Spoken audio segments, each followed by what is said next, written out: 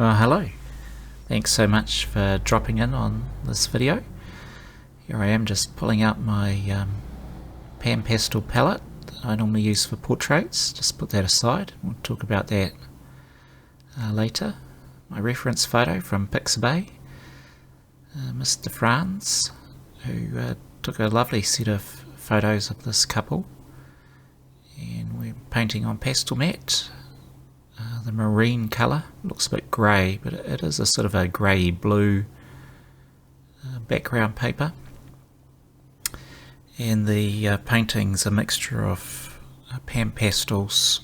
All that background sky is pan pastel, and blocked in the skin tones with greys and greens using pan pastels. And then I thought I'd pull out the pastel pencils. Now normally I just use, these days, when I say these days, I've only been painting 2.5 years, but normally I'll pull out the pastel pencils for details such as the eyes, lips, and I do tend to use it for hair, the pan pastels for hair as well. But I sort of got carried away and thought, oh no, maybe I'll get a really nice look using the pastel pencils, and all the tones are wrong. It's just, I'll fix it later, okay? And as we go through this video, I'll bring out the pan pastels and fix it. Sometimes I lose confidence and go, oh, I'm not sure that I can do this whole thing in pan pastels, or maybe the style that I'm creating is just isn't right, and I need to go back to pastel pencil or pastel sticks. And then I sort of get halfway through and I go, you know what, I just so want to pull out the pan pastels. There's just something about them. They're a lovely medium to work with. If anything, with this particular painting, often I'll do an underpainting using black gouache. And after I'd finished it, I thought, oh, I really should put that black gouache in her hair, and a little bit on his eyebrows and on his top as well, to just really darken up the shadows. You can do sort of different tricks, mixing reds and greens or reds and blues to get fairly deep darks. But I really felt like I could have used some black, and I don't like pulling out the black pastels. So yep, here we go, pulling out pans to just start adjusting the skin tones. I was thinking about where the light was coming from, and I come back in a number of times to sort of fix the skin tones, especially when I'm doing the flyaway hair, or hair that droops. He's got a lot of hair that droops across his forehead. She's got a lot of flyaway hair with they're dancing in the breeze there, and it sweeps across her face and into his. So I had to sort of come back and readjust the skin tones to get them to where I wanted. And I'd pulled out some colours that weren't in my palette, that I'd taken out. That's my magentas. So we've got a pure magenta. That's the mid-tone. That's how the pan pastel refer to it, as pure. And a tint of magenta as well. Just get a bit more pinky look in the skin. And here I am, just sort of blocking in the hair with pan pastel, and I reached a point where I'd already been chickening out of doing the hair for some time. The painting had been sitting on my drawing board for a while.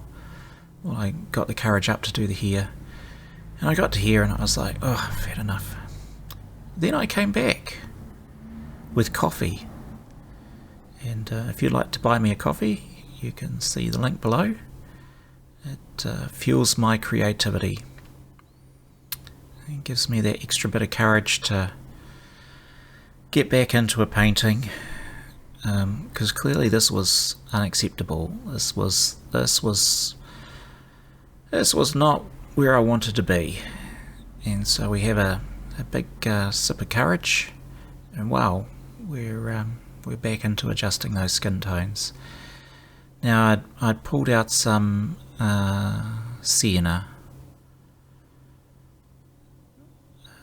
and the sienna was starting to make all the difference. And in my pan pastel palette this time round, I had swapped out the Diary Light yellow. Oh yes, you may have seen the change in jerseys, and this black and off-white jersey or jumper, I'm not sure what country you're from, but a woolly jumper was knitted by my wife, and it was brand new. So, and because I'm filming this in winter where I am in New Zealand, I needed it in the studio. So I was starting to feel way happier now with the colours the extra colours I'd pulled into my palette. The siennas, there's a little bit of orange being used, an orange tint, and that's right, I was saying I'd swapped out my Dairy Light yellows for ochre, and the dark ochre, it's got a beautiful greeny yellow tint to it that worked very well in dampening down the hot spots. Big shot of my shoulder there. And yep, so that's how you clean your pan pastels. You just have a roll of paper towel and just give them a wipe, and all that pan pastel just comes off on the paper, and you can refresh it with I was going to say paint, but it's pigment. It's just dry pigment. And every now and then you'll see me blow on the canvas, as it were, and it's very minimal dust from pan pastels. Fantastic. Yes, here we go, the dreaded black pan pastel. I couldn't stand it any longer. I wanted dark, and I really don't like using black because it just it's so flat and lifeless. But in the end, I was reasonably happy with how her hair turns out. And at the end of the video, I've got a photo of the final piece of the painting, and you'll be able to see how they came out. But just some little highlights of ochre in her hair, and I was starting to feel like, oh, actually, we're starting to get somewhere with her. And you would have seen the stray hairs. Just using a wedge shape sponge applicator for to apply the pan pastel. The people who originally invented pan pastel also invented the applicators as well, which are called soft tools, and they're just brilliant to apply, little micro sponges specially designed to pick up and drop the pan pastel onto your onto your paper. And now we start. Yes, enough stalling. Do that here. I had not really done, I think I'd done one grade head person before. And so this was, in fact that person had more sort of honey coloured hair, although they were an elderly lady, wasn't so grey.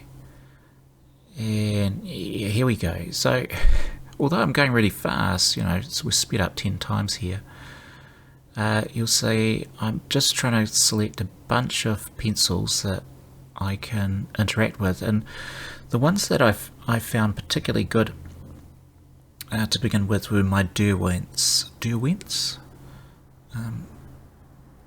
I've got a love-hate relationship with the Derwent pastel pencils. The bit that I hate is when it comes to sharpen them, because they almost always break. It doesn't matter what sharpener I use, and I know there's some people who use knives, and they're very good at using knives to sharpen their pencils. I've tried it. I don't like it. I just want to shove it into a pencil sharpener and let it do its thing. The Derwents, they are quite different from my other pastel pencils, but you can get quite a nice effect from them. So I really enjoyed using them. Lots of blues, ultramarines, and light blues going on to get that sort of greyish look.